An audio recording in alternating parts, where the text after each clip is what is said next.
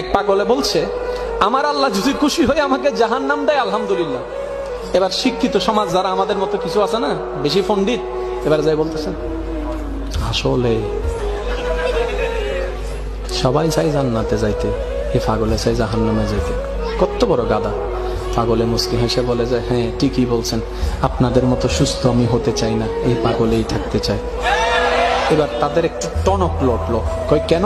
সবাই চাই জান্নাত, তুমি চাচ্ছ জাহান্নাম। বলে যে, ভাইয়ারা আপনারা মনে হয় আমার কথাটা খেয়াল করেন নাই, আমি বলেছি আমার রব যদি খুশি হয়ে,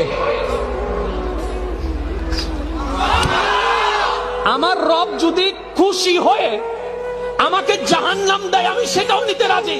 বলে যে এখনো বুঝলাম না।